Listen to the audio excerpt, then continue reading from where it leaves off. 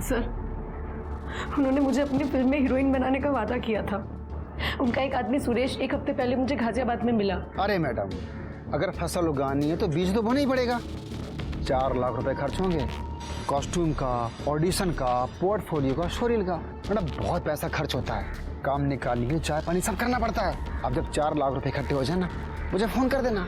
पर इतना श्योर है कि काम दिलाने की गारंटी मेरी है। मेरे बाबा ने 4 लाख रुपए ब्याज पे लिए थे और वो सारे रुपए मैंने सुरेश को दे दिए। अब 4 दिन से वो मेरा फोन नहीं उठा रहा है। मुझे समझ में नहीं आ रहा है अब मैं क्या करूं, क्या बोलूं बाबा को।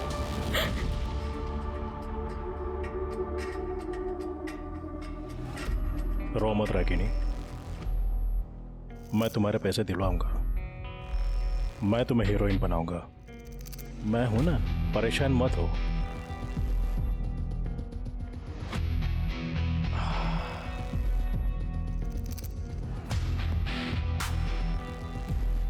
मैं नमन से बात कर लूंगा, तुम्हें तुम्हारे पैसे मिल जाएंगे। बस एक बात याद रखना, मैं तुम्हारे लिए कुछ भी कर सकता हूं। और ये सुरेश कौन है? पता नहीं, शायद सुरेश ने ही नमन के नाम से रागिनी को बेवकूफ बनाया। मैंने उसे ढूंढने की बहुत कोशिश की लेकिन वो मिला नहीं। फिर मुझे पता चला कि रागिनी प्रोस्टिट्यूशन के बिजनेस में आ गई। एक दिन मैंने उसे कॉल करके कहा कि मैं तुम्हें घर लेकर देता हूँ, तुम्हारा खर्चा उठाता हूँ, तुम्हें धंधा छोड़ दो और मेरे साथ रहो। तो मानो पिछले 6 महीने से मेरे उससे कोई ताल्लुकात नहीं है। मैंने उससे सारे रिश्ते तोड़ दिए थे। तो ऐसा क्यों किया आपने? मन भर गया। अब जब पिछले 6 महीने से मेरे उससे कोई ताल्लुकात ही नहीं है तो ये बात जाहिर है कि वो कम से कम मुझसे तो प्रेग्नेंट नहीं थी। शुक्ला जी, ये तो डीएनए टेस्ट के बाद ही पता चलेगा कि क्या सच है और क्या झूठ। मैं डीएनए टेस्ट कराने के लिए तैयार हूँ इंस्पेक्टर, लेकिन मेरी आपसे एक रिक्वेस्ट है कि ये बात बाहर ना आए। इलेक्शन सर पर है। ठीक है, उसकी चिंता मत कीजिए। Thank you. इतना तय था कि देवप्रसाद शुक्ला का रागिनी की मौत से जरूर कोई गहरा संबंध था। वो अब इस केस में एक प्राइम सस्पेक्ट बनकर उभरा था। साथ ही पुलिस को यह भी शक था कि जानकी एक्सीडेंट केस और रागिनी मर्डर केस कहीं न कहीं एक दूसरे से जुड़े हो सकते हैं। इसी दिशा में जांच आगे बढ़ाने पर गवाह राजू के रूप में पुलिस के हाथ एक बड़ी सफलता भी लग गई। आज तो सारे फूल भीगे नहीं। सर ये राजू। हाँ साहब। राजू बेटा, तुम पहले ये फूल लाल चौक पे बेचा करते थे ना? हाँ साहब, वहाँ कमाई कम होती थी और यहाँ कमाई अच्छी होती है। अच्छा, जब तुम लाल चौक पे फूल बेचा करते थे तो एक कार ने एक बुढ़िया माँ जानकी उनको टक्कर मार दी थी जिससे उनकी मौत हो गई थी। तुम वही थे? हाँ साहब, मैं वही था। रागिनी दीदी बूढ़ी माँ को खाना देकर जैसी निकली, पीछे से एक कार आई और बूढ़ी माँ को उड़ाकर चली गई। सर ये हो सकता है कि वो गाड़ी रागिनी का पीछा कर रही है और गलती से जानकी को टक्कर मारी। हाँ, पॉसिबल तो है। अच्छा राजू बेटा, एक बात बताओ, जब तुम लाल चौक पे थे, उस बुढ़िया को उस गाड़ी ने टक्कर मारी तो तुमने देखा कि कार कौन चला रहा था? नहीं साहब। उस गाड़ी का कलर, उसकी नंबर प्लेट वगैरह कुछ याद है? नंबर वंबर तो याद नहीं है, लेकिन हाँ, गाड़ी पर बैलगाड़ी छपी हुई थी।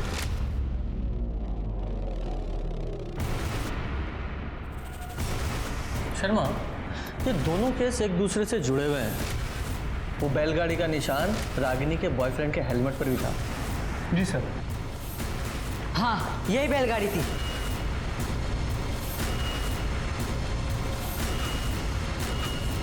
यही बैलगाड़ी थी ऐसी?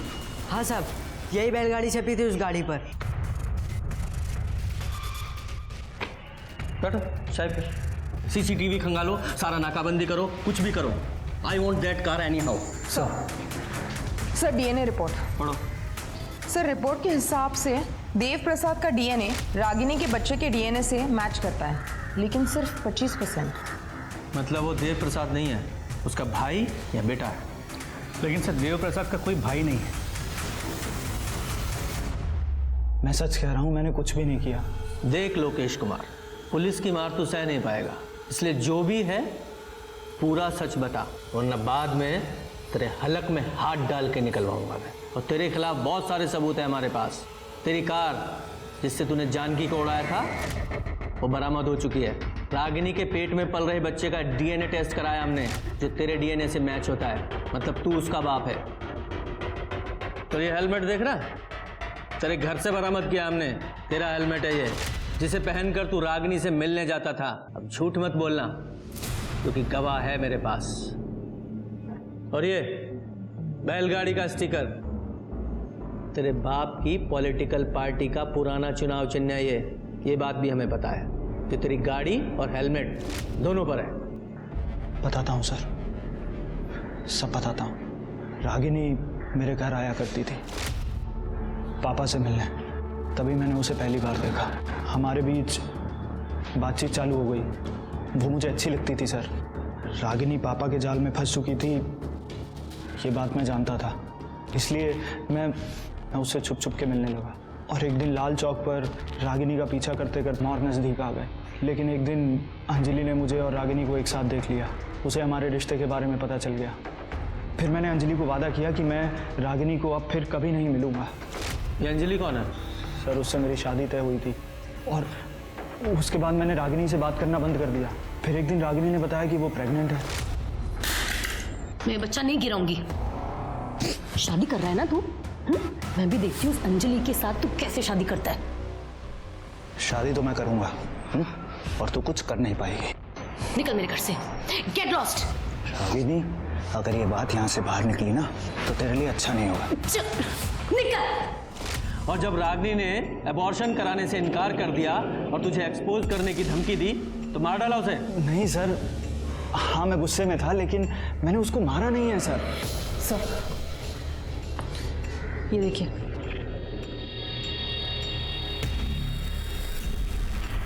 तूने नहीं मारा ना रागिनी को? नहीं सर। तो ये क्या है? रिपोर्ट है ये, इसमें साफ साफ लिखा है तेरी गाड़ी में रागिनी के बाल मिले और फार्म के ट्रेसेस जो रागिनी का गला घोटने से पहले उसे सुंघाया गया था। बोल। सर, मेरी गाड़ी है, दो दिन पहले ही वापस आई है, लेकिन ये गाड़ी तो सर, वो गाड़ी तो मैंने किसी को दी थी। किसको? तो मैंने किसी को दी थी। किसको?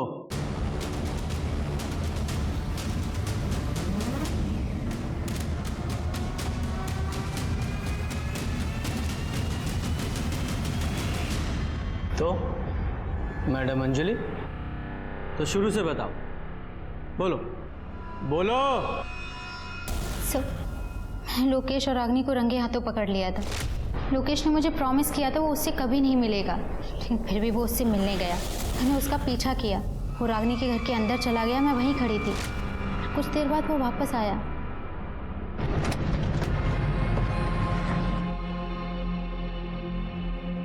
पापा, लोकेश अभी भी रागिनी से मिल रहा है।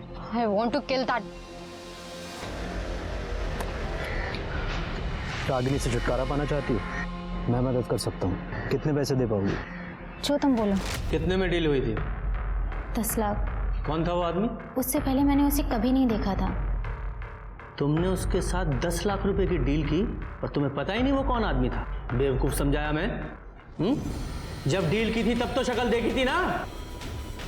स्केच बनवा सकती हो? जी सर।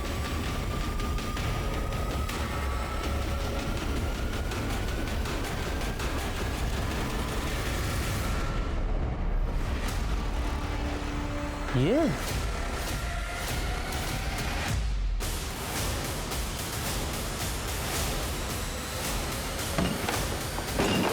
पूरे घर की अच्छे से तलाशी लो, कोई भी कोना छूटना नहीं चाहिए।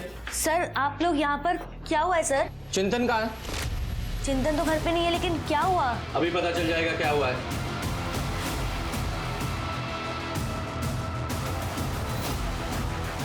सर, ये कैश मिला है। रखो। ये पैसे किसके हैं? सर, मुझे नहीं पता ये कहाँ से आया। ये ज्वेलरी मिला है। इतनी सारी ज्वेलरी किसकी है? नहीं सर, ये मेरे नहीं है। मैं बताता हूँ किसके हैं। ये गहने रागिनी के हैं। और ये पैसे देख रही हो? ये पैसे रागिनी को मारने की कीमत। तुम्हारे पति चिंतन ने रागिनी को मारने की सुपारी ली थी। सर, आप ये क्या बात कर रहे हैं? कहीं तुम भी तो इसमें शामिल नहीं हो? सर, मुझे इसके बारे में कुछ नहीं पता, मैं सच कह रही हूँ।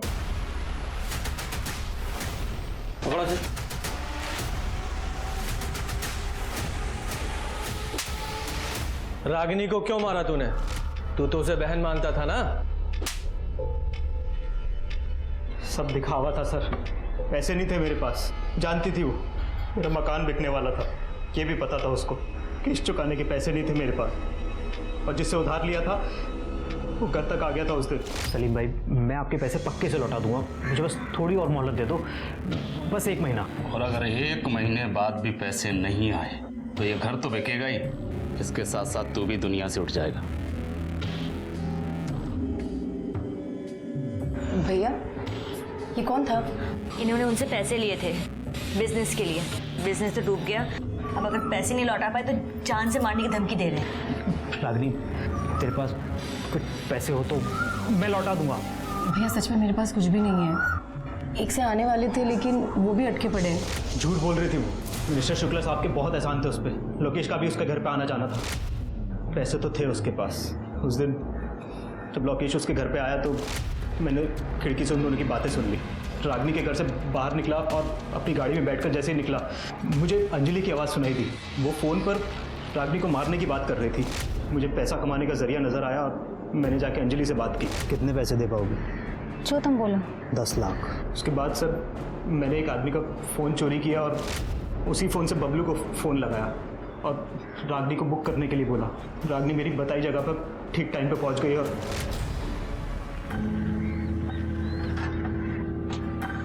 अरे चिंतन भैया, आप लोकेश की गाड़ी में? हाँ, उसी ने भेजा है मुझे। आओ बैठो। ठीक है। बड़ी सजा सुनाई गई। सर फाइनली केस तो खत्म हुआ? नहीं शर्मा, अभी केस खत्म नहीं हुआ है। एक बड़ा काम करना भी बाकी है।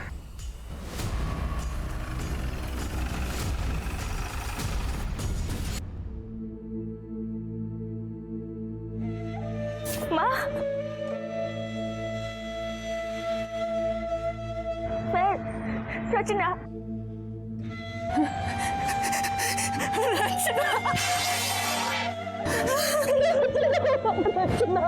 मेरी बच्ची,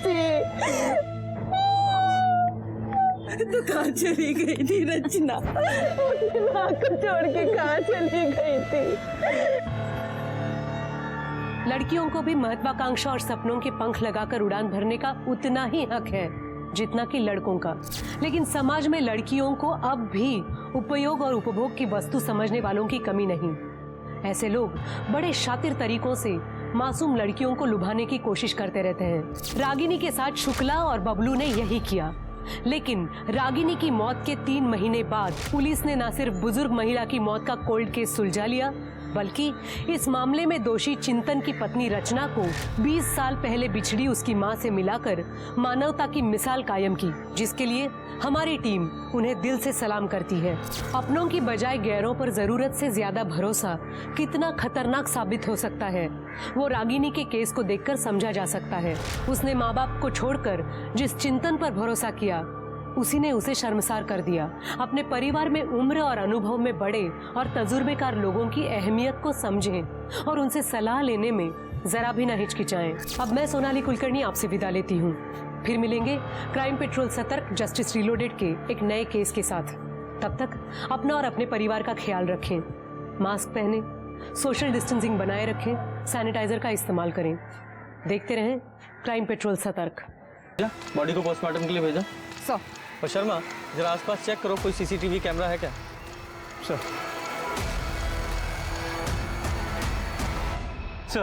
सर जानकी की पोस्टमार्टम रिपोर्ट। उसकी मौत 3 जुलाई की सुबह 7 और 9 बजे के बीच हुई है। मौत का कारण एक्सेसिव ब्लीडिंग है और सर मल्टीपल फ्रैक्चर्स भी हैं। कोई सीसीटीवी? सर वो बाईपास रोड था, वहाँ पे कोई सीसीटीवी कैमरा नहीं मिला। सर जानकी पिछले 6 साल से वही रह रही थी, लेकिन आसपास के लोगों को उसके बारे में कुछ भी नहीं पता। सब लोग उसे बूढ़ी माँ कहते थे और किसी से उसका कोई बैर नहीं था।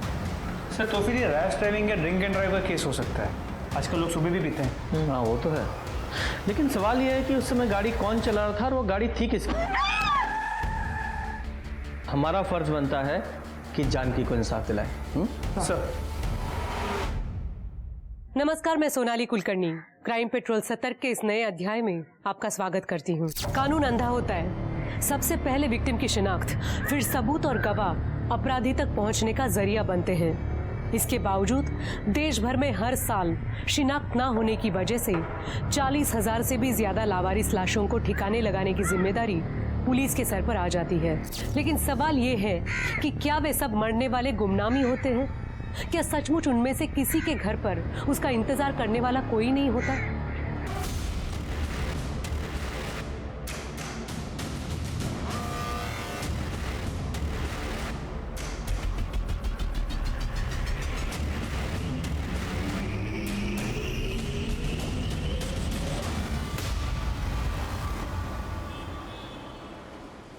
हम आपसे बेइंतहा मोहब्बत करते हैं साहिबे आलम, लेकिन आप आका हैं और हम कनीज।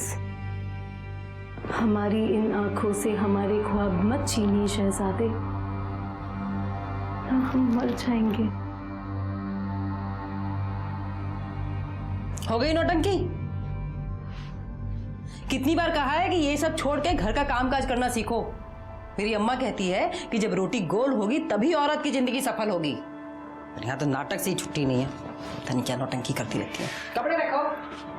अरे माँ, जमाना बदल गया है। अच्छा, आजकल सिर्फ लड़कियां चूल्हा चौका नहीं कर रही है, देश भी संभाल रही है। तुम तो बेटा ना बस घर संभाल लो, उतना ही बहुत है मेरे लिए। अरे घर क्यों संभालेगी भाई, यार इसी गुड़िया है हमारी, सितारा बन के चमकेगी। आओ इधर। और सितारा अगर चूल्हा चौके के सामने बैठेगा तो काला नहीं पड़ जाएगा? तुम्हारी माँ की तरह। उड़ा लो, खूब मजाक उड़ा लो मेरा। बढ़िया है। रागिनी जल्दी चलो, देर हो जाएगी हमें। हाँ, मैं देर से आऊंगी। कुछ करिए, कहाँ जा रही है?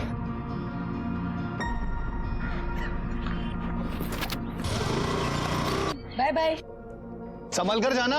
लड़की को ज्यादा छूट दोगे ना तो लोग गाली देंगे। अरे कौन गाली देगा भाई, जब लड़की हमारा नाम रोशन करेगी तब देखना वही लोग ताली भी बजाएंगे।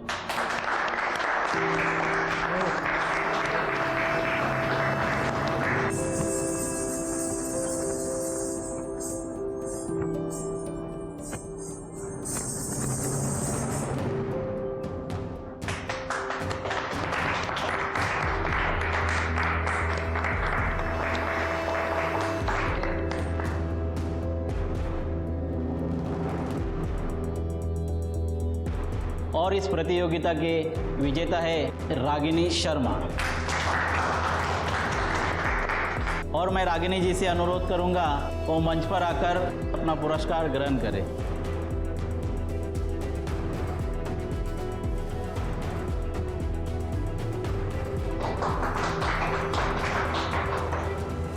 मुबारक। Thank you.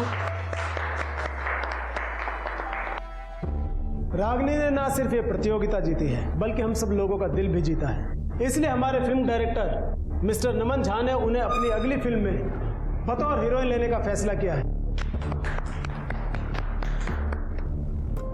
हाँ। हमारी बिटिया हीरोइन बन गई भाई। नाचो, अरे नाचो। बहुत बढ़िया बेटा, बहुत बढ़िया। Oh, no, no, no, no, no, no, no, no, no, no, no.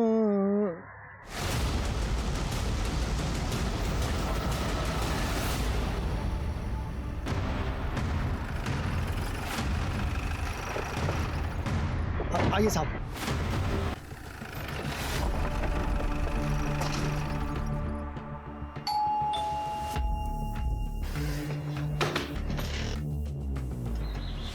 खुला? कोई है? चलो घर चेक करो।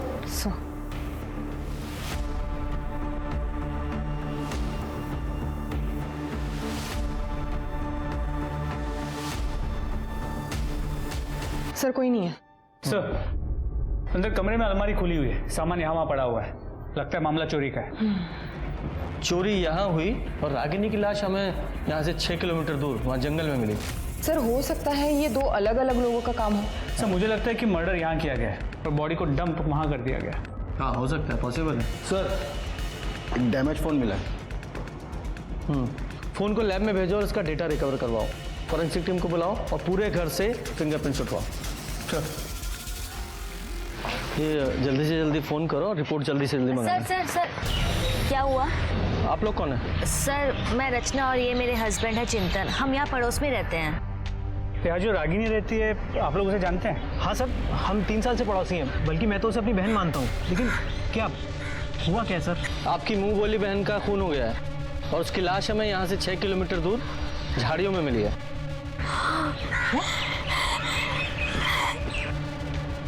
अच्छा एक बात बताइए, आप रागिनी से आखिरी बार कब मिले थे? सर अभी 3 दिन पहले मिले थे। बिना किसी सहारे के तुम अपने पैरों पर खड़ी हो रागिनी, ये हमारे लिए गर्व की बात है।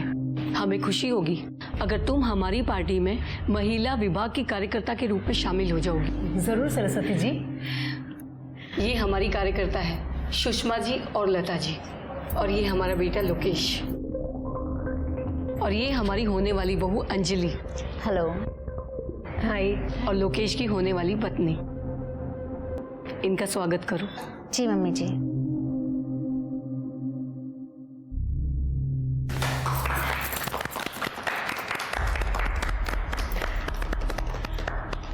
अब हम चलते हैं, चलो।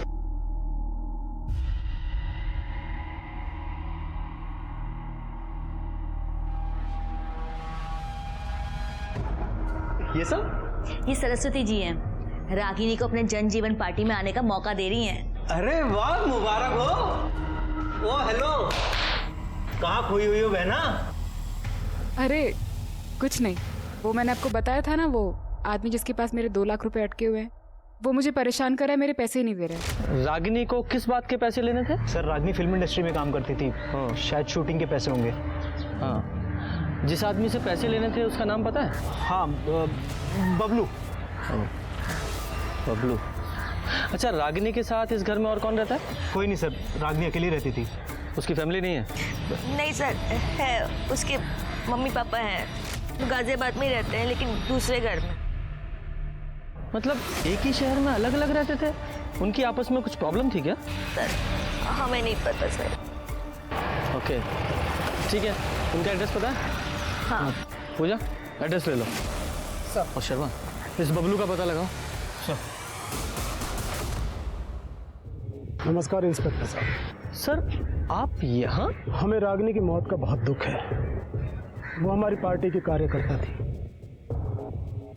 आप उसके कातिलों को जल्द से जल्द ढूंढिए। अगर इस काम में हमारी किसी भी तरह की मदद की जरूरत हो तो हमें बताइए। जी सर, श्योर। नमस्कार सर।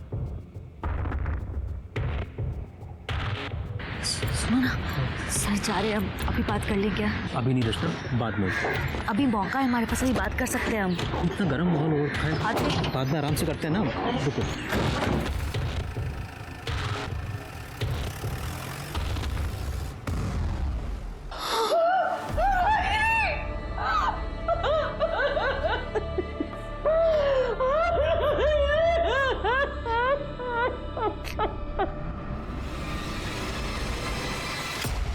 आपकी बेटी से आपकी आखिरी बार बात कब हुई थी? 2 साल हो गए सर। 2 साल? इतना लंबा टाइम क्यों?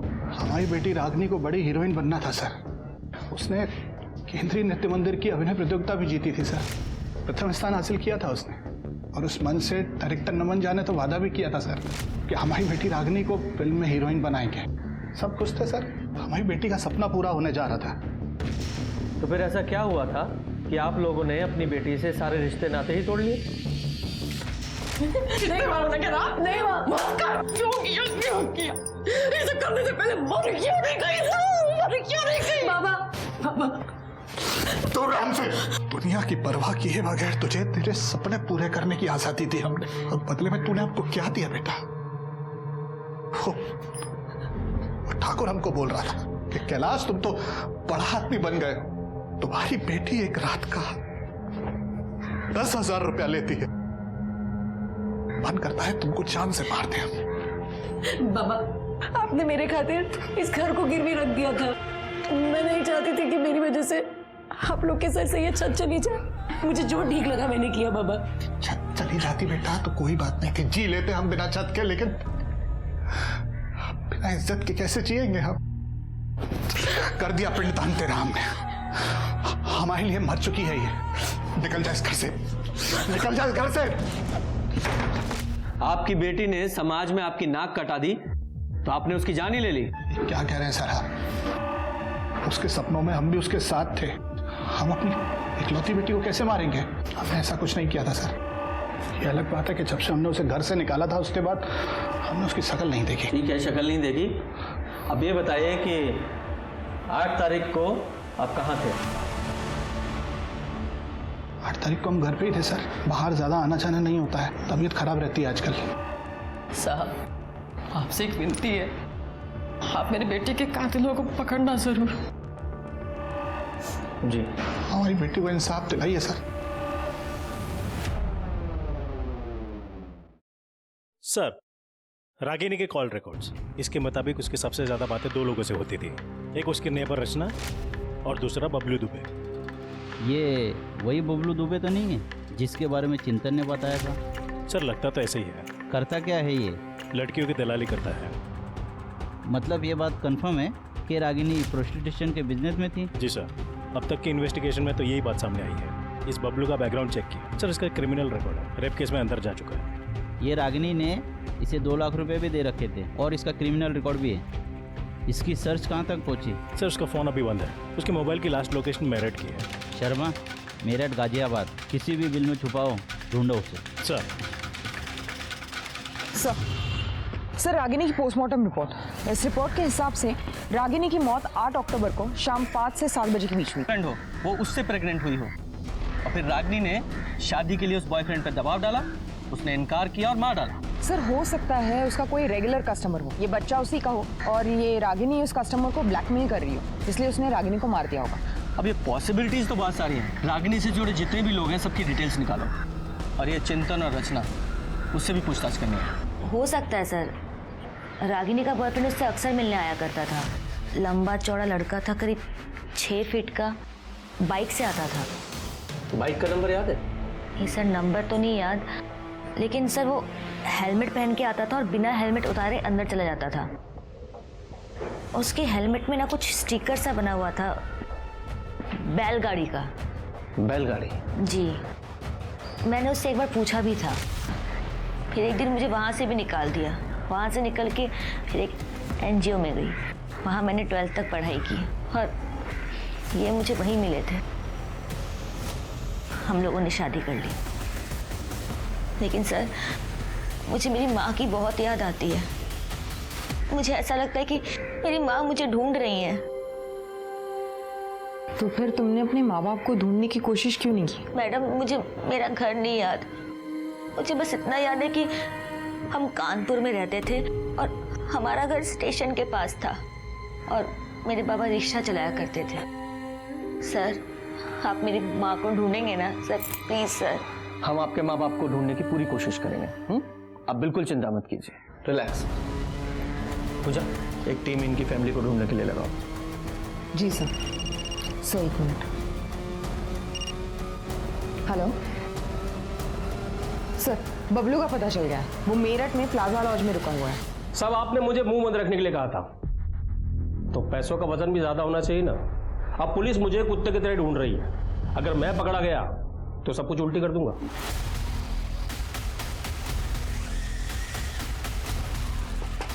कौन है?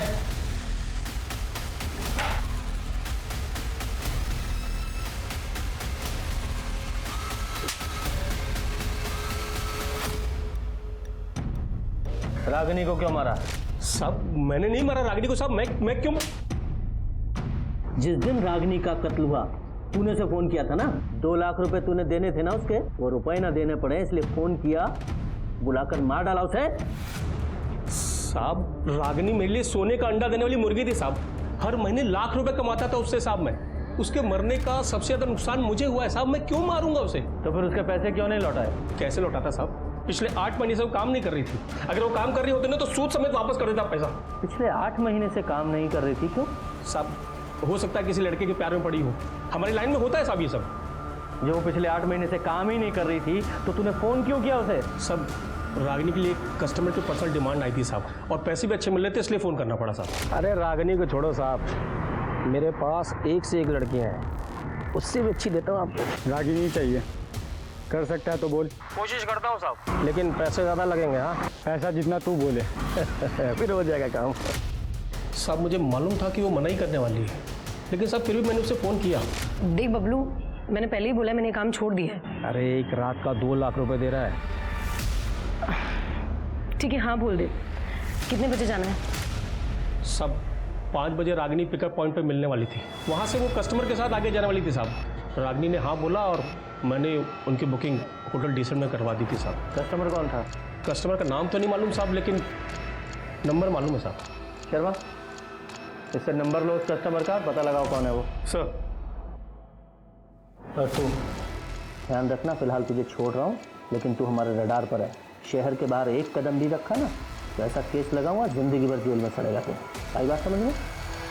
ठीक है। शर्मा, इस बबलू ने अभी हमें पूरी जानकारी नहीं दी है, जरा उस पर नज़र रखो, क्योंकि इसकी एक्टिविटी हमें कातिल तक पहुंचा सकती है। सर। और एक बात, इस बबलू से ना एक रागिनी के जितने भी कस्टमर थे सबकी एक लिस्ट ले लो और सबसे बात करके देखो। और वो डिलाइट होटल जहाँ ये रागिनी अपने कस्टमर के साथ जाती थी, वहाँ से सीसीटीवी फुटेज मंगाओ और चेक करो कि कौन कौन से ऐसे रेगुलर कस्टमर थे जो उसके साथ वहाँ जाते थे। चेक कर दो। हाँ ना, जरूर।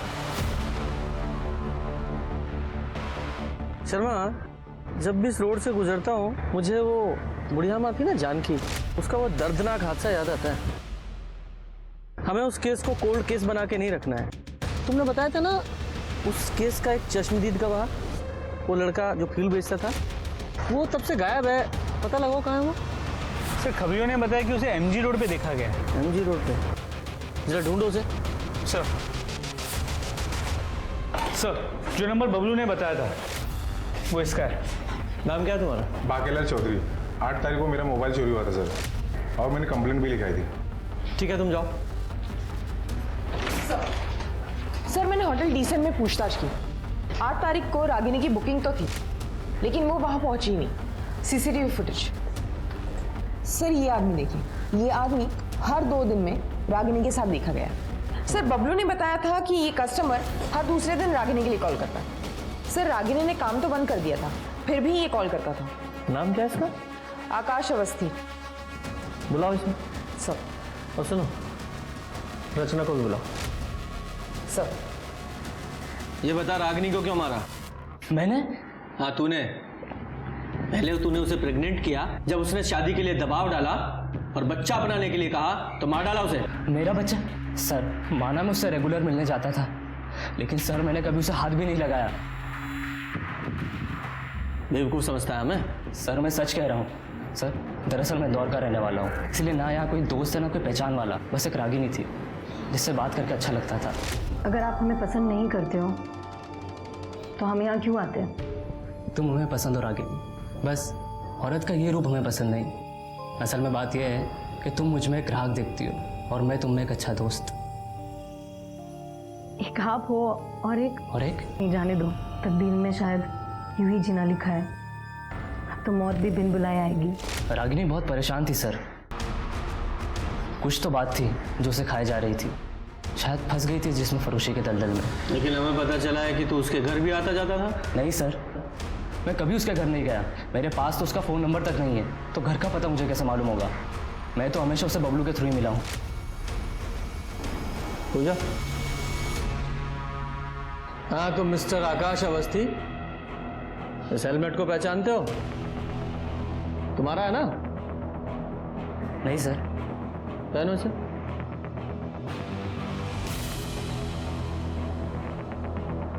रचना, घूम जाओ।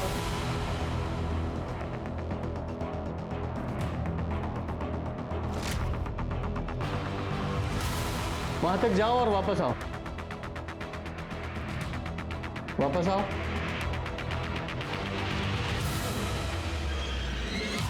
सर, शायद ये वो नहीं है। ठीक है, हेलमेट उतार दो। सिंह, लेके जाओ उसे। जी सर। और हाँ, बिना बताए शहर छोड़ के नहीं जाओगे तुम। जी सर। सर, मेरी माँ का कुछ पता चला क्या?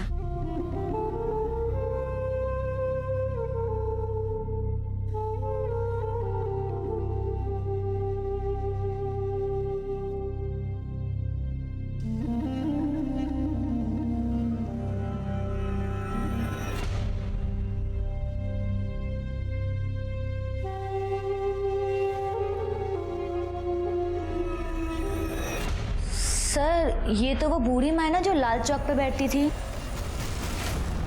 तुम जानती हो ना? हाँ सर, रागिनी ने मिलवाया था एक बार। रागिनी ने बहुत मानती थी, इन्हें खाना पानी कंबल सब देती थी। और क्या जानती हो इनके बारे में? सर और तो कुछ नहीं पता मुझे। ठीक है, अभी तुम जाओ और डोंट वरी, तुम्हारी माँ जल्दी ही मिल जाएगी। Thank you sir. शर्मा, मुझे लगता है कहीं ना कहीं ये दोनों केस आपस में जुड़े हुए हैं।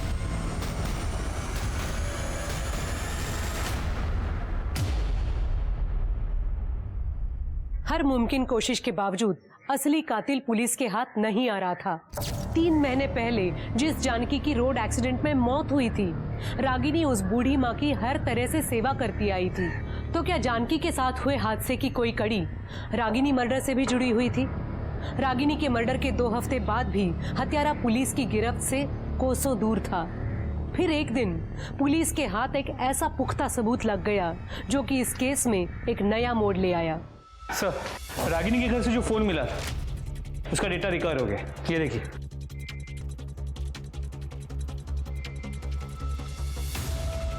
चलो।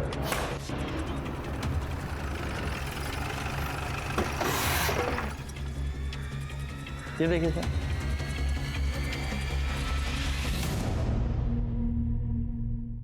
देव प्रसाद शुक्ला जी, आपके और रागिनी के ताल्लुकात थे? ओपोजिशन की अच्छी चाल है मुझे बदनाम करने की। ये फोटो झूठी है।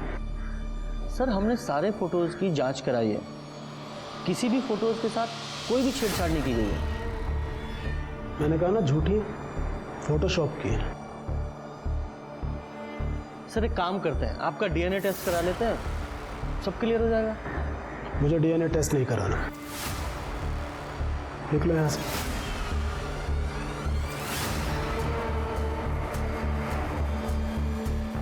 हाँ इंस्पेक्टर, तुमने वो हाथी और चींटी वाली कहानी सुनी है ना?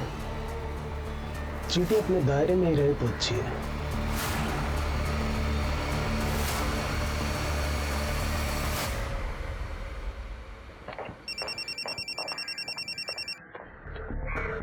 शर्मा, एक मिनट। जैन सर जी, सॉरी सर जी, ध्यान रखूंगा। जैन सर। क्या हुआ सर? कुछ नहीं। इस देव प्रसाद शुक्ला के खिलाफ हम सिर्फ इन फोटोग्राफ्स के आधार पर कार्रवाई नहीं कर सकते। हमें इसके गिरबान तक पहुंचने के लिए कुछ और पुख्ता सबूत चाहिए। शर्मा, तुम्हें याद है रागिनी के फादर ने हमें बताया था कि रागिनी को एक डायरेक्टर ने फिल्म ऑफर की थी। क्या नाम था उस डायरेक्टर का? नमन झा। नमन झा, बात करो उससे और पता करो कि क्या हुआ था उस कार्यक्रम में, क्योंकि उस कार्यक्रम में ये देव प्रसाद शुक्ला और उसकी पत्नी दोनों शामिल थे। और हो ना हो, मुझे लगता है कि इस सारे चक्रव्यूह की शुरुआत उसी प्रतियोगिता से हुई है। सर, उस प्रोड्यूसर नमन झा से बात हुई। वो इस वक्त लंदन में अपनी फिल्म की शूटिंग कर रहा है। उसने कहा कि देव प्रसाद शुक्ला के कहने पे उसने रागिनी को फिल्म तो ऑफर की थी, लेकिन ना वो कभी रागिनी को मिला है, ना उसके बारे में कुछ जानता है। सर एक और बात, ये रागिनी जिस घर में रहती थी वो उसी के नाम पर रजिस्टर्ड है। 40 लाख की प्रॉपर्टी कैश दे के खरीदी। 40 लाख रुपए कैश दे के खरीदा? मुझे नहीं लगता कि रागिनी के पास इतना पैसा होगा। हो ना हो ये देव प्रसाद शुक्ला, इसका इस मर्डर में जरूर हाथ है। ये देव प्रसाद शुक्ला और उसके आदमियों पर नजर रखो और साथ ही साथ बबलू पे। एक मिनट सर। हेलो, ठीक है मैं पहुंचती हूँ। सर कानपुर में रचना की माँ जिस मोहल्ले में रहती थी उसका पता चल गया। वेरी गुड, काम करो, तुम वहां के लिए निकलो। सर। और शर्मा, तुम ये बबलू पर नजर रखो। सर। पुलिस हर मुमकिन कोशिश कर रही थी, लेकिन एक तरफ रचना की मां को ढूंढना आसान नहीं था, तो दूसरी तरफ रागिनी मर्डर केस में भी पुलिस कई अनसुलझे सवालों से जूझ रही थी। रागिनी के घर आने वाला उसका बॉयफ्रेंड आखिर कौन था? देव प्रसाद शुक्ला के साथ रागिनी के क्या संबंध थे? और सबसे बड़ा सवाल, रागिनी जिस्म फरोशी के उस जाल में आखिर कैसे फंसी? ये लो, ये पिटीशन है, साइन करा देना। सर हमने सभी सस्पेक्ट्स पे नजर रखी थी। सर ये कुछ फुटेजेस देखिए। सर ये आजाद नगर के पार्किंग लॉट की फुटेज है। यहाँ पर बबलू, ये देखिए, इससे पैसे ले रहा है और पैसे लेके चला गया। पर सर, यही आदमी रागिनी के मर्डर से एक दिन पहले उसके घर के आसपास मंडराता हुआ नजर आ रहा है। ये तो देव प्रसाद का बॉडीगार्ड है। क्या नाम है इसका? सर ओम प्रकाश। लेके आओ इसे।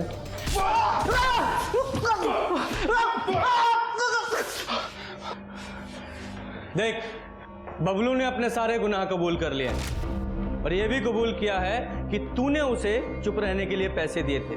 और हम जानते हैं, ये बात अलग है कि वो डायरेक्ट तूने पैसे नहीं दिए थे, किसी और ने दिलवाए थे।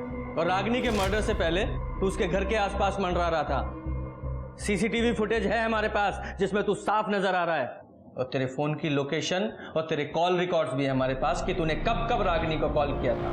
सब दर्ज है हमारे पास। बोल। साहब, ये बात सच है कि मैं उसके घर के पास गया, लेकिन साहब आज तक मैंने उसको फोन नहीं किया कभी। मैं जानता हूं कि तूने कभी रागिनी को कॉल नहीं किया, और मैं ये भी जानता हूं कि तेरे फोन से रागिनी को कौन फोन करता था। मैं सिर्फ तेरे मुंह से उसका नाम सुनना चाहता हूं। देख, सरकारी गवाह बन जा या फिर सारी जिंदगी जेल में।